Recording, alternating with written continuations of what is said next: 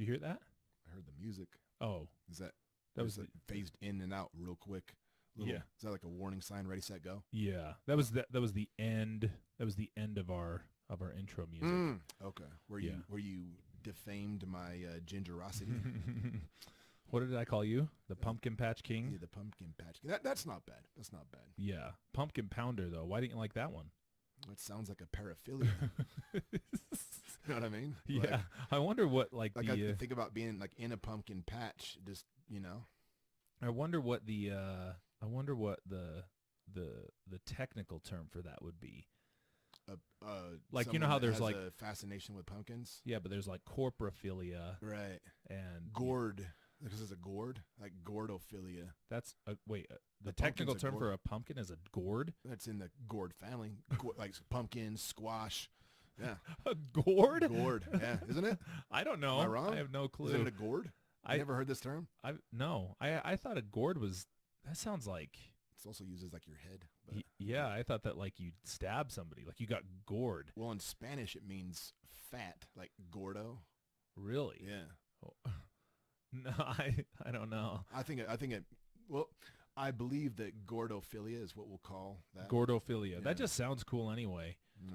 Yeah. Yeah, that's okay. Gordophilia is you're sexually obsessed with pumpkins. Yes. Okay. Yes. Okay. Which I is like what it. you had originally done the intro before you recorded and made me the Pumpkin Patch King. There you go. Yeah. There you go. I can live with that one. There you go. So, how's your foot feeling, dude? Ma- you know, not as bad as it did 2 days. Like I'm surprised I'm not hobbling. Yeah. Yeah, it almost is like, man, it seems like I was faking it because now I'm walking around without a limp. 2 days ago, 3 days ago, I walked a good chunk of that hard loop. Yeah, when I it's like you know when you come in and any so just to let you guys know, those of you who are picking up here, we ran the Ragnar Zion trail race today. And this is our first time doing a Not trail. today, but Oh no, sorry, this last weekend. Yeah. This past weekend. Shout out to Theo Vaughn. This is our first time doing trails because normally we do the Ragnar Wasatch Back, the relay, which involves like a van. So for those of you who don't know, this is it's like a 200-mile race. And before you give us too much credit on that, you typically have 12 runners that split that. And what's kind of cool about Ragnar is, this is why I like it, is like it doesn't matter your fitness level. You know what I mean? Like all shapes and sizes Oh yeah. can run this because there's such a diversity of like skill level, right? And so you can kind of run this with however many runners you want. And so we've done like a 12-person team, we've done a 6-person team, and essentially like you'll just have a runner who starts, the van will drive to where they're going to. So let's say they're 5 miles away. The other runner will get warm, get ready. They'll pass off some sort of slap bracelet, and then off we go. We don't wash, rinse, repeat. And then the vans have an exchange to where one van gets to go rest and the other ones go. And the thing about the road races are, no matter how nice a van we get, and I swear we rent luxury SUVs or whatever, there's no sleep in those vans. Like we usually get some like luxury SUV extended cab with a Navigator. trailer. Yeah. And it still is not enough. You know what I mean? There's no sleep happening on those things. And you're running. So this takes a little more than 24 hours, close to Yeah, more than that for us. Close to 30, Yeah, 30-ish. Yeah, somewhere around there. And you're up the entire time. And so the trail, the reason why we didn't do that this year was because they shortened it to a sprint, which was like a third of that. And we're like, that seems like a waste of time.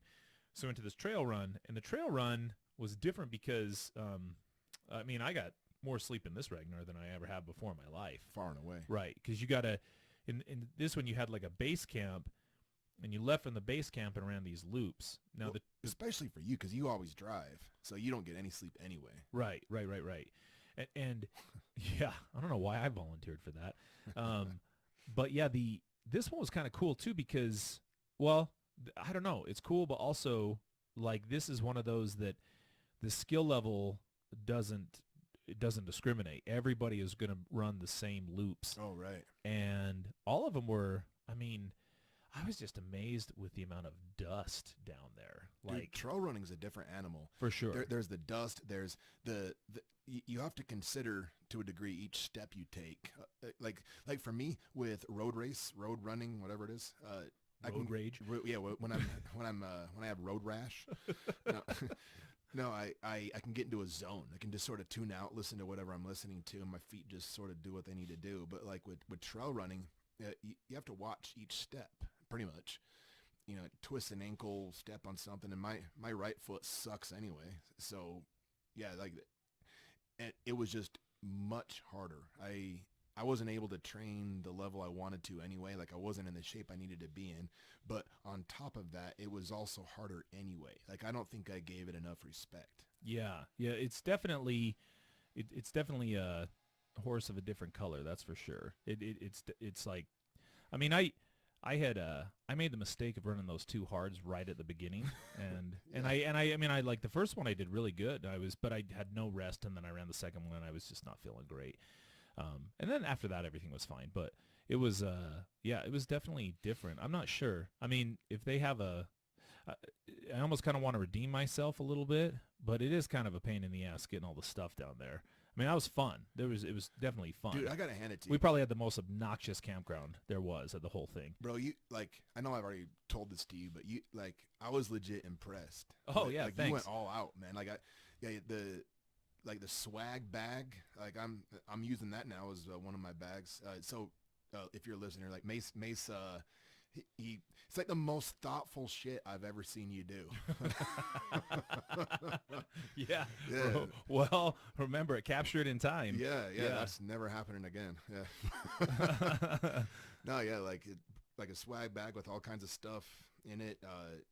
That we had a gazebo that was set up like we're in a rave, like glow in the dark stuff, like lights. I don't know. It was elk. TV, not TV dinners. Not an actual hobo elk. dinners. Yeah, there was elk we meat. brought an elk down to ride around the the trails. An elk that I murdered Yeah. some a while back, dude. That was pretty dope. Yeah. I don't know if I told you, but I was just asking everybody. I started classes today, and I was asking yesterday, and I asked my students, like, hey, what'd you do for your break? You know, and and I told them about my, going to Zion, and one of them were like, oh, I was down there. And I was like, and then I started describing our tent. He's all, I recognize your guys' tent. And I was like, oh, Really? yeah, we were the most obnoxious. Oh, that's hilarious. In the whole place. Yeah, for sure. So yeah, quiet time. Got in trouble a little bit. Quiet time, schmiet Yeah. time. I'm not used to sleeping during Ragnar. Come on, son. Let's get real here. So, but I mean, overall, net effect, I don't know. I think everybody had a pretty good time. One of our friends got sick with something and puked his life away. Dude, I got sick when we got home. I had a fever, went up to like almost 101. Oh, really? Yeah. And then I slept it off and woke up fine Sunday morning. But yeah, like I think, well, Nita, Aaron, and myself all got sick somehow. But I think Morgan's right though. What? Because I didn't get like a gut thing. It almost felt like a fever. Mm-hmm. But right about what? What'd she say? She said that it wasn't food poison. You were worried that you had poisoned everybody.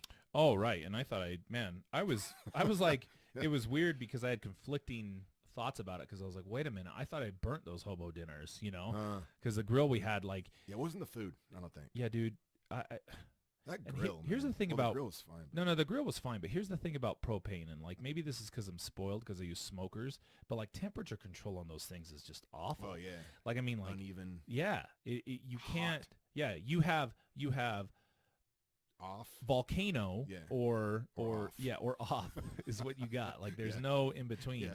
And it's just constant movement, even when you move those. But those disposable grills were really awesome. Oh my God, what a horrible brand. Let me tell you guys, I don't even remember the brand because that's how disappointed I am. But Let's do the opposite of an advertisement. Right. So if you ever go to Home Depot and you see, like in the barbecue section of Home Depot, which does exist, by the way, and there's an option for like these disposable grills, which I thought was kind of cool because it looked kind of cool.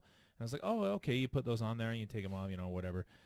Do not, under any circumstances, buy those. Splurge and spend the extra $10 for a reusable grill that you can use on your propane grill and just go that way. Because we turned those things in, and maybe this was it, because those things melted. They probably went into our food, and we just ate the... Oh, my God. You're probably right. the melted whatever synthetic metal that was. Like propylene glycol or some shit. Yeah, dude. Oh, that's like awesome. Immediately melted. They like warped and Yeah, stupid. I was very, very unimpressed with those things, but I don't know. You live and you learn, I guess, right? So, okay, well, we get away from those things. So, but yeah, I think overall it's a pretty fun trip. I mean, I think if they go back to, see, here's the thing though. I don't want to say I want to stick to road races. I like the road races, and it's like in our backyard, so it's closer. Yeah. But it's almost like I want redemption on that trail run. You know what I mean?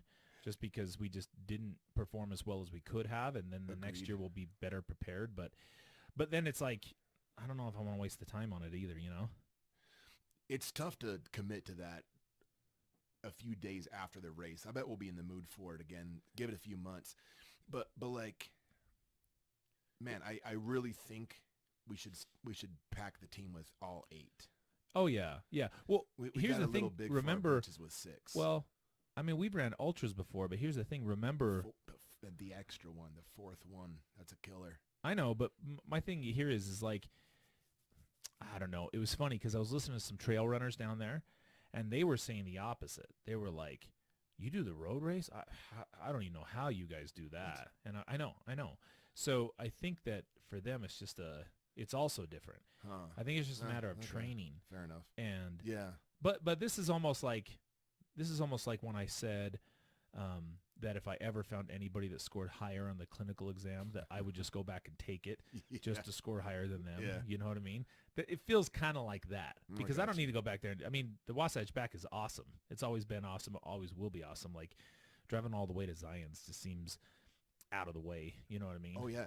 Yeah. It was. We're definitely out of our element too. Yeah. A bunch of granolas down there. Yeah, it's not our... Shout outs to granolas, by the way. Yeah. So, a little too crunchy. Yeah, there we go. Speaking of crunchy, let's and before we start talking about granola. That's your segue to emotional speaking support of animals. crunchy. Yeah. Speaking of crunchy, let's talk about emotional support animals. So this topic came up because what does that mean? Good question. Yeah. So this topic came up because I don't know how we got to this topic actually. I think we just wanted to talk about like what emotional support animals, what it is, and because it's been in the news quite a bit lately. I know that the what is it, the FAA, the Federal Aviation Association is that it? They're like kind of cracking down on. I saw a news thing on TV, and it was, well, not TV, nobody on TV anymore, but it was some sort of news article about people bringing in. Somebody had like a peacock and they were trying to bring it in, and then there was a story of an ostrich and all this other stuff. That these were emotional support animals, trying to bring them on planes, and that sparked my peacock. Yeah, I know. Do you know how it's funny how peacocks get they just catch a break sometimes, because nobody cares about, like, if you think about a peacock and a chicken. What's the difference? Well, their brains are essentially exactly the same. This goes to, I mean, while we're on the subject of animals, well, this goes to my theory on like how much we care about animals. So you have 2 levels. You have cuteness and intelligence. Now, if you have both of those, we're not killing you, right? As humans, we're just not, right? Yeah. But if you're lacking one or the other, watch out. Okay, and if you have neither, you're screwed. So chickens have neither. They're hideous. And they're also incredibly stupid, right? Kill them. But peacocks are very beautiful, but also equally dumb as chickens. But they get a pass because, they're beautiful. But think about it like this. It doesn't go the other way around with intelligence, because rumor has it that pigs are incredibly smart. Oh, right. But those are the ugliest creatures. Nobody cares about murking them. Right. You know what I mean? Nobody cares about that. But, yeah, it's like... I'm just telling you. That's how we determine whether or not we're gonna do something to animals. Like horses, I don't know. They're kind of smart, but think also about, beautiful. And again, this is very because I mean, go to a different part of the world and they'd have a very different take on it. But like dolphins and orcas, Yeah. like they, I don't know that I'd call them cute necessarily. Majestic. Is that why they get a pass? Because they're also smart. But like, I'm trying to think. Is there a smart animal Do they get a pass? in the U.S.? Blackfish? People are way The against Cove? that now, though. Like, yeah, I think people are way against dolphins and like being captivity and all that. yeah, I mean, I guess, yeah, hopefully.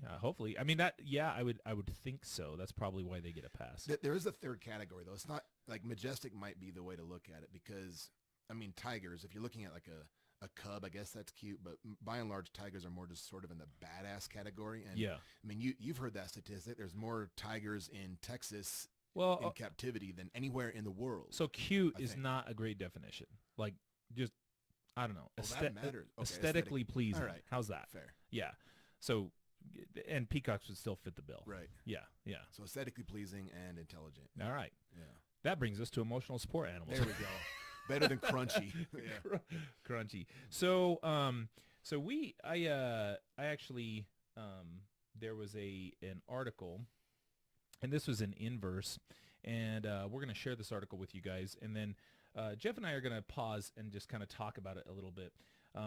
So this is an article by a guy named Dan Elliott, and this is probably the most recent one. I think that's probably why it came up, but I think he made a really good case on this, and this is the case against emotional support animals. And the subheading here is untrained emotional support dogs don't just attack people. So he starts off with a story, and this story is pretty bonkers, by the way. So I'll read it in full, and then we'll kind of pause here for a minute. So it says, in 2017, Marlon Jackson boarded a cross-country flight. When he got to his row, another passenger was already in the middle seat with an emotional support dog in his lap. According to Mr. Jackson's attorney, the approximately 50-pound dog growled at Mr. Jackson soon after he took his seat and continued as Mr. Jackson attempted to buckle his seatbelt. The growling increased and the dog lunged for Mr. Jackson's face, who could not escape due to his position against the plane's window. Holy cow. Facial wounds requiring 28 stitches were the result. Dude got lit up. I know. So Whoa. okay, so just initially, like you hear that and I mean that seems like there's a problem there, right? Yeah. Yeah. I'm just picturing this poor guy sitting down just like, oh God. what would you do, dude? What could Like, you do? So I mean, can you imagine? So dude's sitting in the middle seat, it sounds like. Yeah. And how awkward is that anyway? You're like, excuse me, you know, you got to sit down there. To me, I'd be like, hey, do you want the window, bro? You know, like I Right. would just offer it to him at that point. At that point. But you know, so he sat down. Can you imagine the dog just sitting there? And and instead of 50-pound dog, that's a pretty big dog. That's Lars' size. Yeah. And he said, Yeah. You're all- Oh my God. yeah, you're just trying to buckle your yeah. seatbelt. That's all you're trying to do. Can I switch places? Can I sit next to the fat guy over there? Well, right. My question yeah. is what was the owner doing at this time? Like, what's he doing? No, it's got to be the same type of person that doesn't like tend to their kids when their kids are kicking the back of someone's seat or You doing think? something to the plane. Yeah, it's got to be the same type of person. Well, yeah, because like, I mean, I don't know.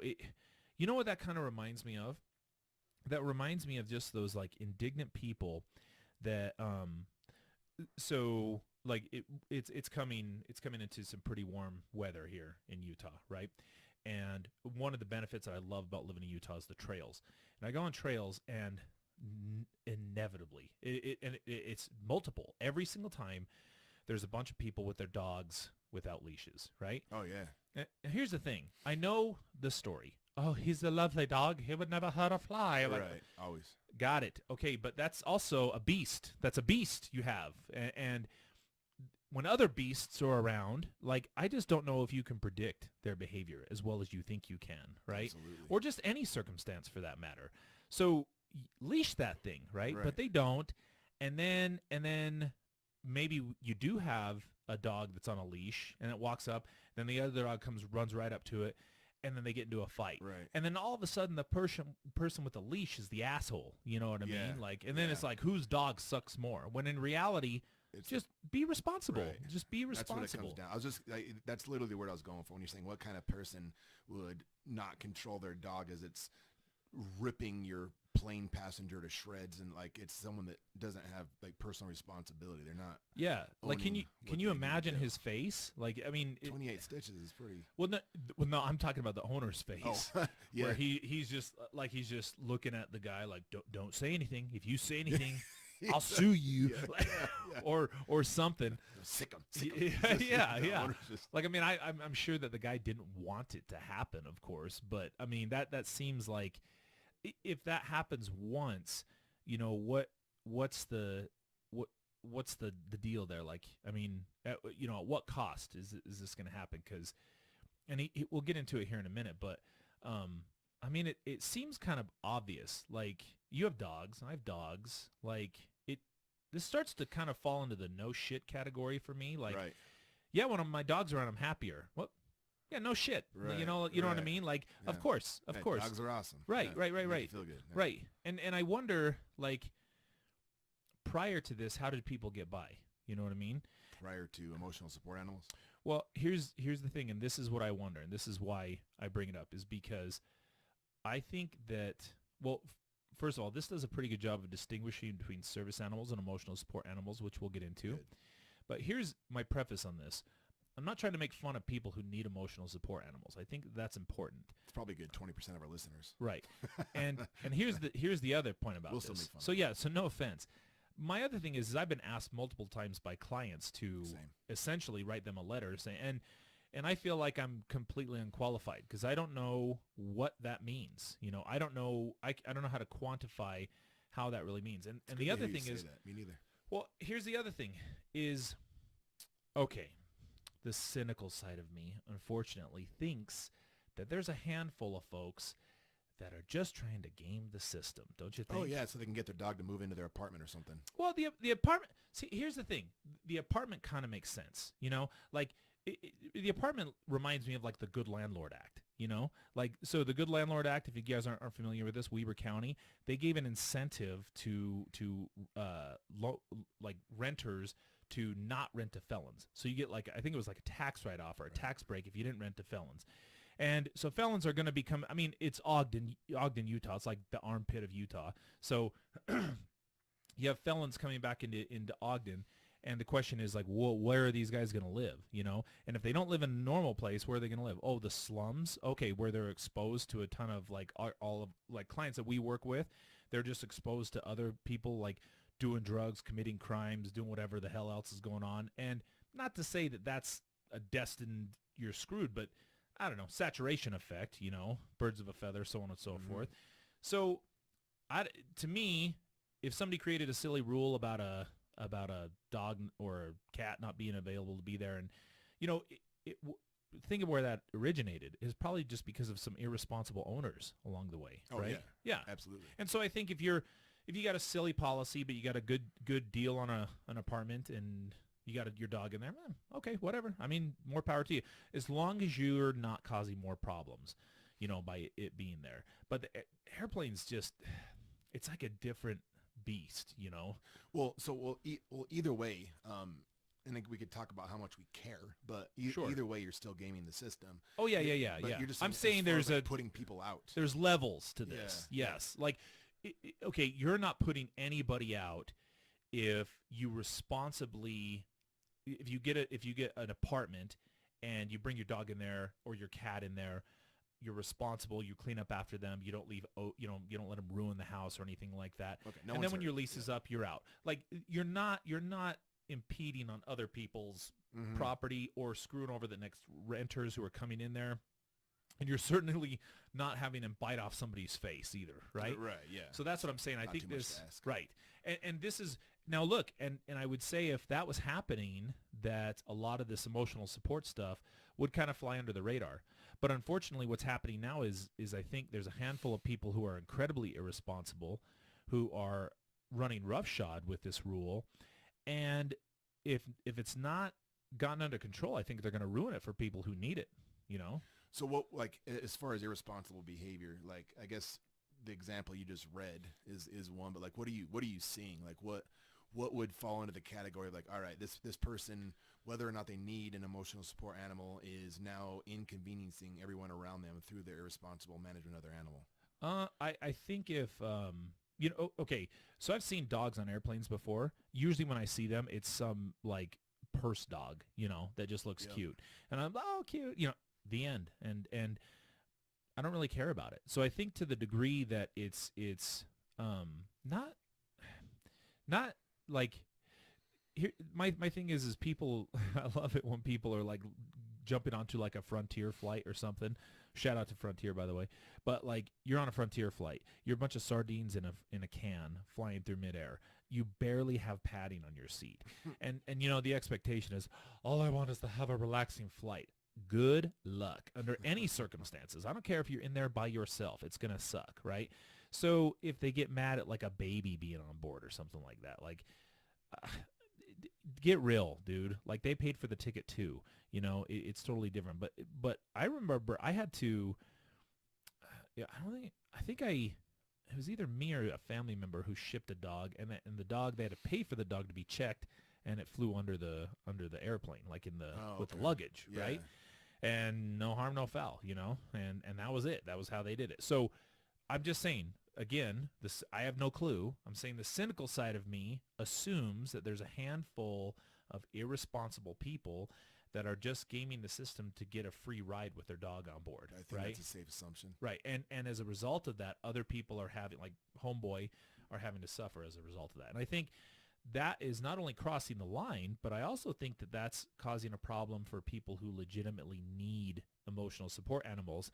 And it's turning it into kind of a joke, it's turning into a joke for people who might actually need something like this. Like imagine you had a fighter pilot who was getting on board an airplane who had PTSD from getting shot down, and he had a pug with him or some innocuous dog. And now he's prohibited from bringing that on the plane with him because somebody decided to bring a baby elephant on board or something. You know what I mean? Like that, Yeah. that at some point or another, it seems like kind of a dick move to be doing this to a degree that's going to affect other people. That's just seems, I don't know. Well, how would you like? I agree. But so how would we find like what the standard is, or I like don't know. what? Should we read what dude has to say? Oh, we got more to this story. Oh, dude, it's so much more. Let's keep jumping in. All right. So he goes on to say, untrained support dogs don't just attack people. They attack highly trained service dogs. This is important as well, sometimes ending their working lives. I can relate. I'm a visually impaired person, partnering with my fourth guide dog over a 20-year period. In the past decade, I have increasingly needed to cope with clueless handlers, allowing their pets to interfere with my dog's work. As a professor of ethics, so seems like a smart gentleman, I teach students to consider first the needs of the most vulnerable. I wish I could teach the same lesson to those who risk public safety with their ill-trained dogs, Okay. most of whom are emotional support animals, a category not recognized by the Americans with Disability Acts. Didn't know that. Okay. So, I mean, I mean that's an angle that So I it's a- haven't even thought about. Like, Mhm. so just like I was referring to earlier about the trail dogs, right? You have a responsible person, and this is not, I'm not talking about like I think it's responsible if you're going, take your dog on the trails, of course, like Yeah. by all means. But, take that dog and have it on a chain, have it on a leash. Right. Like, and if you don't, then don't bring it with you. And don't assume because it's a nice dog around house and it's never bit you. Doesn't mean the other dog's nice. And Right. and again, the dog that's on the leash, like with Nita's dog, He's the sweetest dog on the planet. absolutely Until he sees another dog. right. And And so then- Nita could have Baloo on a leash, Yeah. and some jackalope doesn't have their dog on a leash, and it runs over and gets murked. Yeah. And Blue would kill it. Yeah. And then he'd be a dangerous animal. Yeah. And he's not a dangerous animal. Right. But the thing is under the right circumstances, he's a danger to certain animals, right? He reminds me of This that. is basic. I He mean, reminds, he reminds me of that scene in Finding Nemo where you see those sharks who are trying to abstain from Yes. eating fish, and then Gets a whiff of blood. Yeah, he gets a whiff of blood, and then he goes black-eyed like that. When Baloo sees another dog, that's what I see, and I'm like, oh God, watch out! Terrifying. Yeah, or any animal for that matter. He's just he's like an unhinged beast, you know, Yeah. and then he loses steam after like a minute and then he's done. But I mean, yeah, it's just irresponsible on the other end. So now imagine, you know, that's just regular old run-of-the-mill dogs. These are just, you know, dogs that I have in my house. Now, this is a service animal. And if you have an untrained dog that is willing to bite a dude's face, what's stopping him from ending the career? I mean, how valuable is a service dog, by the way? Lots of time and money spent getting those things up to speed. Right. And other animals, see, like, I think people, that's one thing, but like other animals, it's just a wild card. I don't know if it's predictable. You know what I mean? So it's kind of like if there's not better standards for emotional support animals that lean on them being sufficiently trained, then it kind of it's a roadblock for legitimate use of either emotional support animals or service dogs. Well, right. I think what ends up happening is the people who need it the most are going to suffer because they're not going to be able to now claim that I have an emotional support animal. They're going to ruin it for everybody. Right. They're going to, gotcha. because you have a handful of irresponsible dopes who are just gaming the system to not pay a fee to check a bag with their dog underneath the carriage or whatever. You know what I mean? That's it. Like, I don't want him around all that luggage. Like, oh, yeah, He'll be fine. Yeah, my dog's terrified of Samsonite, dude. Like, yeah, he'll be okay. Dang. Yeah. So, okay, he goes on. Over the past decade, purported emotional support animals have increasingly appeared in stores, restaurants, and airports, while peacocks, pigs, and kangaroos... What? Kangaroos make the headlines. Almost all animals found in no-pet zones are dogs. Dog biting, barking, growling, urinating, and defecating are top complaints, with one airline reporting an 84% increase in dog-related incidents from 2016 to 2018, which is... I love that there's a category for that. Well, right. But, like, I love... it. Like, see, so this is not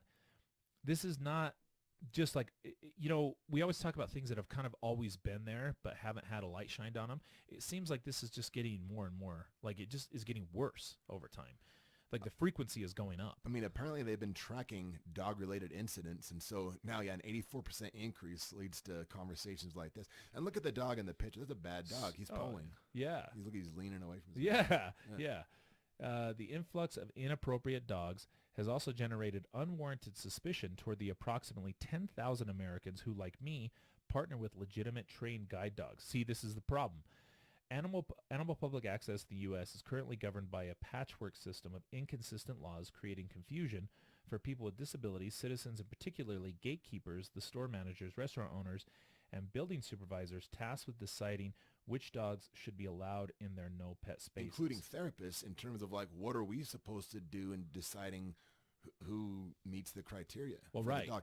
And again, and it's weird too, because, like, I mean, it wouldn't be in our field, our area, but we have to figure out a way, like, okay, does this client meet criteria for an emotional support dog? But also, okay, if the client does, like, what capacity do they have to manage this animal? To what degree is the animal trained? Who's trained it? Do they have control over that? And if ever, so if you're like a counselor listening to this, and you've ever thought about, or you have signed one of those letters saying that, like, I wonder what liability you have at that point. That's what's kept me from signing them. Like, I don't know what that... Imagine you signed one of those, and this was moving into, like, I think about some of our clients, right? And a lot of our clients live in, like, communal living or something like that, right? And so they have roommates, in other words. Talking about jail? No. Communal living. I don't know why. They have roommates. Okay. So let's say that the apartment complex said no animals allowed, and your client comes to you and says, "Hey, can I get a letter for my emotional support animal?" And then he goes in there, and there's 4 other roommates in there, and then that dog attacks one of the roommates to the degree that he has to get medical attention. And then that guy says, "I'm going to sue you." And then that lawyer says, "Well, how did you get authorized to get this animal inside this apartment complex?" He said, "Well, my therapist, Jeff, said I could." I mean, now those are horror stories, right? And I know you can just write it off and say, "Oh, that's not going to happen." But I'm just saying, What if anything were to happen? I don't know what my client's going to do with that letter. I don't know where they're going to take that. I don't know who they're going to show that to.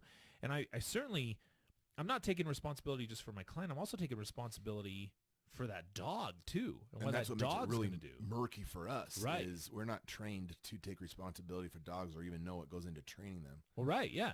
I mean, I have no clue. I don't, there's not a diagnostic criteria for an emotional Nope. support animal. Nope. Right. And I mean, look, I know there's legitimacy behind this because again, this to some degree falls into that, no shit category, Yeah. right? But I've also heard, like there was a recent study that was released that dogs that to some degree can smell breast cancer or ovarian cancer. Like, I know they're amazing creatures, okay? So I'm not denying that in some cases this probably helps, but I'm just saying that willy-nilly approval of something that could be catastrophic seems a little bit unethical and inappropriate and unprofessional on our end as well, counselors as well. Yeah, out of our depth. We're doing it. I mean, you know how you were talking about, like, if we as a profession want to be taken more seriously, we need to, like, actually have higher standards in terms of, like, evidence-based practice, like doctors do, like Right. sticking to it, that whole point you make. This falls right into that. And if we just sort of have this feel-good blanket approval of animals to appease our clients, it again just kind of makes our field seem a little bit laughable. Yeah. And not the standard that we had needed. I mean, yeah, like as far as like the no shit category, as you were talking, I was just thinking like, yeah, when I take Lars, my 50-pound golden doodle, on a hike, I bet I smile more frequently than when I just go by myself. It's like, yeah, he makes me feel good. Oh yeah, You just know? looking at him makes you smile. Exactly. Yeah, he's cute. Yep. Yeah. So yeah, that's not the argument. And because here's the thing is like, I can anticipate there's going to be some listeners that maybe have an emotional support animal that think we're being calloused, and maybe we are, but I think if we're trying to look at it from professional credibility, like you and I are both animal lovers. That's not the issue. This isn't some like, oh, people are stupid. They need their dogs. Like my dogs are, they're awesome, Yeah. but the standard for us to decide like, okay, this person meets this criteria, it needs to be higher. And I haven't seen anything that would in the DSM or anywhere that would point towards a standard for that. Right. And Maybe there is, I don't know. I don't think there is. And I mean, if I'm wrong, by all means, Yeah, I'll admit that I I'm might be wrong on this. Well, here's what I would say to that though is, okay, for people who legitimately like, we'll use a softball one. Let's say somebody has anxiety and then they're around their dog and they don't have anxiety. Okay, that's not who I'm talking about. I'm not talking about you. And if getting on a plane makes you have a panic attack, which last time I checked is pretty uncomfortable, and if you have your dog with you and it lessens the panic attack, okay, well, we might have a case here to say that you need an emotional support animal while you're flying, right? Maybe. Okay, maybe. I don't know. What I think what we're referring to are the people who know full well they have no issues whatsoever and just lie to avoid paying a fee or inconveniencing their dog or just being incredibly selfish and irresponsible to the degree that they would have their 50-pound dog sit on their lap on a flying can of sardines in the air. Like that's our target. That's what I'm saying. Because those individuals, I mean, I'll say to you right now, you're irresponsible, that you're foolish, okay, and you're gonna ruin it for everybody. You're gonna ruin it for everybody else who needs this, because once it's like, okay, so like there's no standard here. Well, then we can't have that. Because when it comes to service animals, it's completely different. There's a huge standard. You know what I mean? So like here, this guy. That's good. Yeah, this guy kind of goes on to this, and he talks about. So let's see here. So this is kind of a good breakdown of this. The Department of Justice, the heading here is Service Dogs versus Emotional Support Animals. The Department of Justice, which enforces the Americans with Disability Act, allows people with physical, sensory, psychiatric, intellectual, or mental impairments to have public access with service dogs who have been individually trained to perform tasks that mitigate their owner's disabilities. Now, that is crucial. They individually trained mitigate disabilities. Yep. That like diagnose disabilities, right? That makes way more sense. That's that's a lot more in line with like what we could call evidence-based. Like if this German Shepherd is specifically trained to be a guide dog for a visually impaired person, specific to the person that can't see, that makes sense. Right. This dog has been trained to do this function. Right. To And mitigate the somebody signed disability. off on that training too. There's like a line of accountability. Yeah. Yeah. The Okay. Department of Transportation, Department of Housing and Urban Development allows service dogs on public transportation and in housing respectively, but also grant access to people with mental and emotional disorders accompanied by emotional support animals. Untrained animals who need only to contribute to their owner's emotional well-being as any good pet would. Again, falls into the no shit category. Right. Technically, the individual seeking access with an emotional support animal must have certification of a mental or emotional disorder, which is a much lower standard than a disability requirement of the DOJ. Okay. So, like, for example, which is not untrue, like if you think about, so listeners might actually not know this, but if I diagnose a client with, let's say, major depressive disorder, right? Single episode or something like that, that often will not suffice if a client is looking for like disability benefits from the government. You know what I mean? Like that would not then prompt, oh, okay, now I get a check from the government every month. So if you're in the category of now having a disability, then there have been multiple tests and instruments used to determine that level of disability to the degree that the Department of Justice is saying, yep, okay, they have a disability. So, I'm just saying the mental disorder, although tragic at times, doesn't necessarily qualify for that level of disability. That makes a lot of sense. Doesn't mean they're not disabling. It just doesn't meet that criteria. Right. No, that makes sense. Some mental health professionals have been willing to attest to an individual's need, in quotes, for an emotional support animal without having a professional relationship with them, and none vouches for the appropriateness of specific animals. True. ADA service dogs may legally accompany their handlers almost anywhere. Emotional support animals may not. For example, emotional support animals currently allowed in aircraft cabins are not legally permitted in airport shops and restaurants. Emotional support animals allowed to live in college dorms may not go with their owners to class or to the cafeteria. Online purveyors of official-looking letters, vests, and patches guaranteed to get the dogs access to pet-free zones to take advantage of the confusion between service dogs and emotional support animals, liberally mixing the classifications. It's like stolen valor for dogs. They also fail to mention that the individual seeking such accommodation must have proof of mental disorder. This omission itself is an ethical problem. So people will get like their emotional support dogs and like put them in some type of vest so they're like fronting as a service animal. Well, yeah, I think if I'm looking on this thing correctly, I swear there is an advertisement on here for, or maybe not. Oh, no, maybe not. But there's like I saw an advertisement for getting your dog an emotional support animal certification, and all you do is pay $15 and they send it to you. Yes, that's the standard. Yeah. Doesn't have to show any kind of behavioral anything. No, right. So and it's coming from who knows, like who knows where it's it's probably some machine. That's sending those things out. So yeah, like again, I mean, to some degree, some of this stuff is. And I guess listeners, for those of you who have emotional support animals, I mean, don't take offense to this unless you're one of the assholes. Yeah, unless you're one of the assholes. Yeah. Because if this is legitimate, then it's legitimate. That's what I'm saying. This is because it's unregulated. The only people who can regulate this is essentially ourselves. We're the only people, like the people who are needing to do this. Like you have to recognize that what you're doing by bringing, your kangaroo on board. That's great. That's cool, I guess. That is kind of cool. Yeah, I don't aren't kangaroos like aren't they so kind of weird. pissy?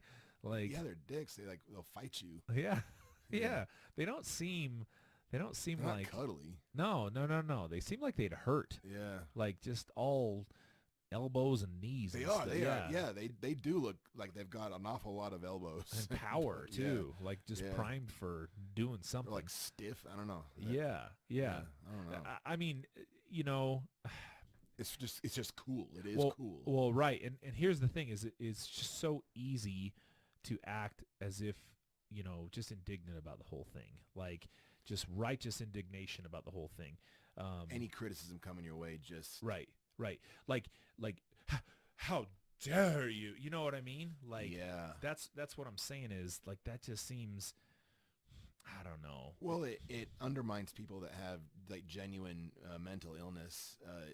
It's kind of like there's like standards to these things, and people that will just feign outrage or indignance at anything that even sniffs of calling into question their emotional well-being.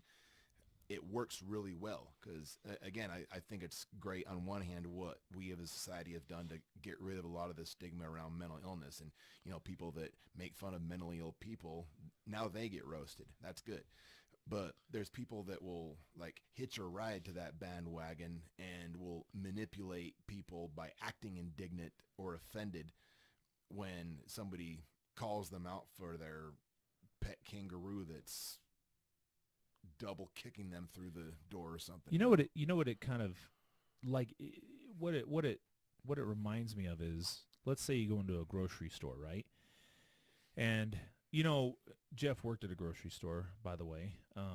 And when you were in there, did you ever ride the motorized carts? I had a key. Okay, you had a key to those, of course.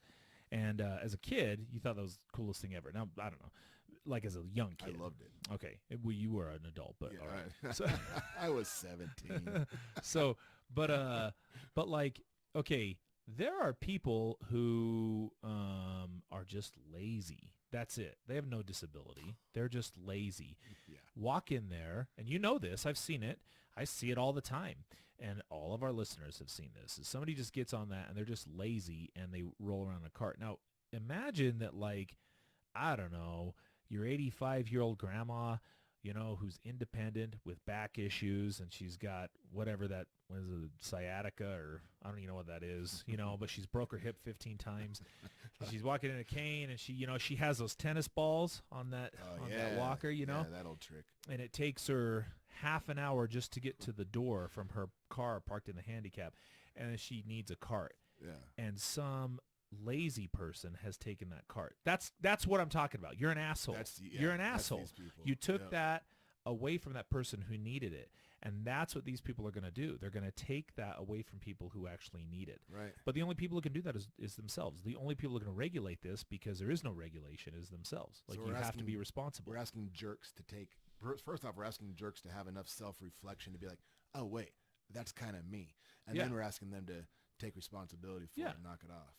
Admit you're a jerk and keep walking. Like move on and say, oh yeah, I probably shouldn't do that. Yeah. you know? Okay. Yeah. It's Okay. a tough sell.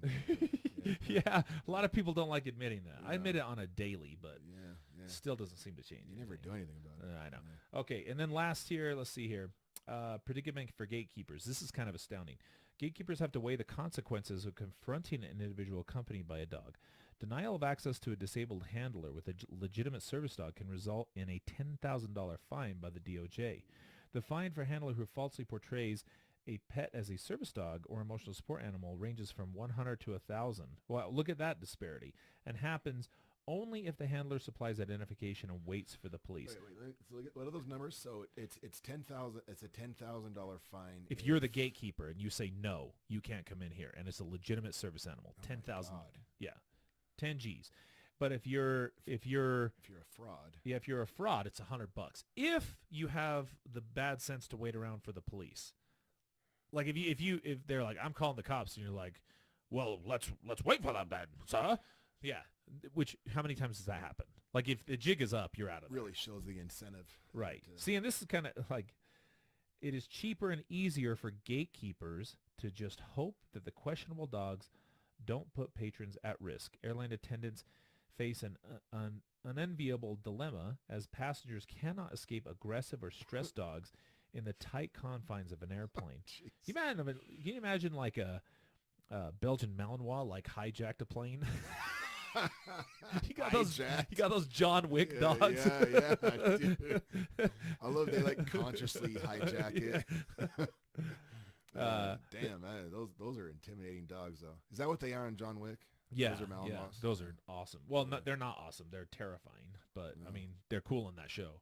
Yeah. There are recent signs that DOT, Department of Traffic, I imagine, and HUD. Transportation. Oh yeah, Department of Transportation, HUD, Homeland Under Department. Yeah. I don't Housing care. under development. There you go. Are moving. Is it? Toward, I don't know. I have no clue. All right. Are moving toward DOJ's more stringent regulations. On February 5th, 2020, DOT opened a 60-day public comment period for a plan that would reclassify emotional support animals as pets and restrict free aircraft cabin access only to service dogs. HUD recently posted new guidelines to help housing providers. Housing and urban development. Okay. That's what that stands for. Okay.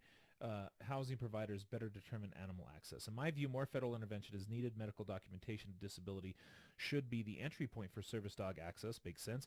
Just as it is for handicap parking permits. Offering a nationally recognized ID for service dog owners who voluntarily provide documentation would eliminate some fraud.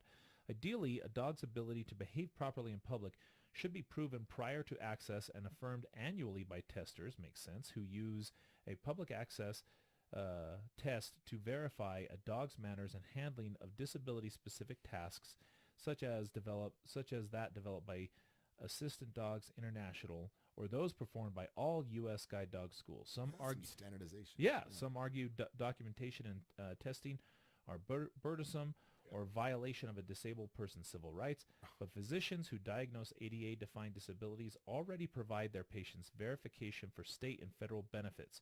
Behavior tests assure handlers their dogs can work can work in stressful situations, and ensuring public safety protects the civil rights of all people. Amen. So That's good. yeah. Well, let's devil's advocate. So some argue documentation and testing are burdensome or a violation of disabled person's civil rights. So, I mean, I think that'd be real easy for critics of what we're saying to, like, find, there's always like exceptions, there's always like the extreme case and like, well, what about if somebody has this particular disability and they're unable to fill out the form? Like you have to get rid of the outliers in it. And if we're looking for like an overall standardization process, and again, if we want to be taken seriously as mental health professionals, we just have to get on board with the idea that things can't just be based on the feel goods. And just so, because people like what people do with that is they'll say, well, my aunt is illiterate or something and can't fill out the form. There you go. And that, like, the people that make that argument hang their hat on that and point to this, their disabled aunt now not having access. And I mean, aside from me just saying that's an outlier, that let's find something user-friendly that everybody can do. Like, how would you respond to somebody if someone said, like, my aunt can't do this? I would say, can your aunt get through all the TSA nonsense to get on that plane? Because if so, I promise you the tests are no less burdensome than that nonsense. A solid answer. Yeah, that's what I would say. Yeah. Yeah, like, because I mean, tell me a more aggravating. I love, man, that is so, like, you're sitting in there and it's the most hurry up and wait. Like, everybody it's like there's a fire, like everybody's putting those trays down and ripping their belts off and everything. I'm like, what is the rush here? Like, what are you hurrying for? If you need two trays, like by the time you get one tray off, someone else behind you is already grabbing the other tray. Or I'm like, the belt is moving as quickly as it's moving, and we're not going to get the trays on any sooner. So, like, what's and pausing every 30 seconds? Well, right. What's the rush? Yeah. Like, and we're all going to have to go through this thing and go through some scanner anyway. So why are you hurrying? Isn't it the same thing though when you land. Oh my God. Everyone like rushes to stand up, cramped underneath the. Yeah. And then the people, man, I like it when people just go crazy and they just boom right to the front.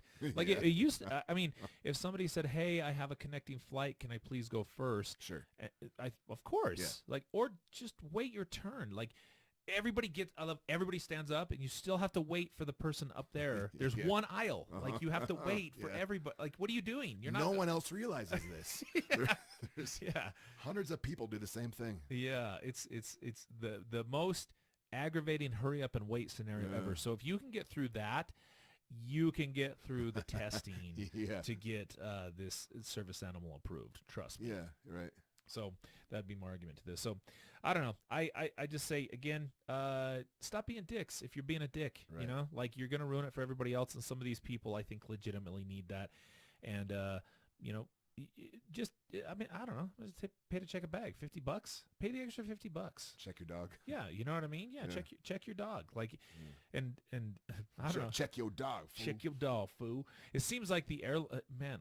It's almost like you should incentivize it or something for it to get, which is sad to get people to do those things, but you really could do that. How so?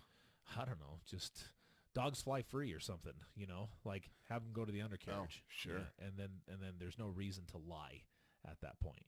That's Because not a bad idea. it was like my idea. You remember how they had a hard time with some people getting off the flight, and it was so they would. There was a video. It was crazy, and it was they overpacked the flight, right? And they routinely do this, and then nobody wanted to get off the flight, and then it turned into like a fight or something. Some dude had to be carried off of the flight.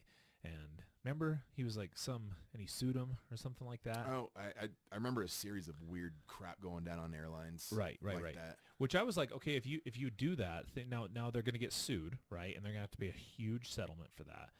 And what I was saying was, like, turn it into a bidding war among the passengers. Like, do a bidding war. Like they said, we'll offer you, I think it was $500 or something like that.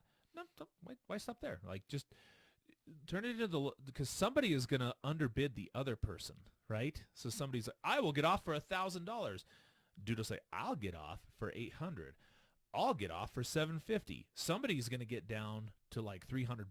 Sold. Right. You're out of here. Yeah. And because not only that, now it's turned into a personal competition between these two people, and now it's like, hey, who won the $300? You know, and he's out of here now. Those little like social nudges are effective, man. Yeah. Don't like, I'll give you $500. Screw your $500. Nobody wants that. Just turn it into a bidding war. Like get, one of those. Yeah. 500. Yeah. But I would just say you're gonna think about the fines. You're gonna have to get a lawsuit probably against the airline for the homeboy getting his face bit off, which was however much, and or just the airline float the bill for putting a dog underneath the bring your own kennel and put the dog underneath the airplane. Seems like it. I mean, I'm not blaming the airlines here. It's not their fault. Right. Just looking for easy solutions. Yeah, just recognize people are going to be dicks. Right. But overall, folks, stop being dicks if That's you're being dicks. Yeah, that's a lesson. And don't ride that car at the store if you're just lazy. Because some 85-year-old lady with 8 broken hips are going to... 8 broken hips. Okay, we got anything more to say on this? No. Okay, all right. Well, that's a wrap, folks. See you next time.